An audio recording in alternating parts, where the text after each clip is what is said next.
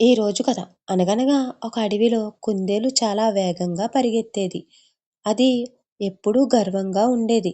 నన్ను ఎవరూ గెలవలేరు అని చెప్పేది. ఒకరోజు తాబేలు మెల్లగా అంది, పందెం వెయ్యాలా అని. అడవిలోని జంతువులన్నీ తాబేలును చూసి నవ్వాయి.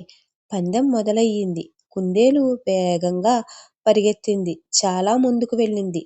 తాబేలు మాత్రం నెమ్మదిగా కానీ ఆగకుండా నడిచింది. కుందేలు ఆలోచించి వెనక్కి తిరిగి చూచింది. ఇది రావడానికి చాలా టైం పడుతుంది అని చెట్టు క్రిందకు వెళ్ళి నిద్రపోయింది. తాబేలు మాత్రం ఆగలేదు. మెల్లగా కానీ నిరంతరం ముందుకు వెళ్ళింది. చివరికి గమ్యం చేరింది. కుందేలు లేచేసరికి పందెం ముగిసిపోయింది. ఆ రోజు అడవి అంతా నేర్చుకుంది. వేగం కాదు, స్థిరత్వమే గెలిపిస్తుంది అని. ఓపికతో కష్టపడితే ఎగ్జామ్స్, కెరియర్, బిజినెస్ రోజు చిన్నగా అయినా ప్రోగ్రెస్ చేస్తే సక్సెస్ ఖాయం. మీరు మొదలుపెట్టి మధ్యలో ఆపేసిన పని ఏదైనా ఉంటే కమెంట్ చేయండి.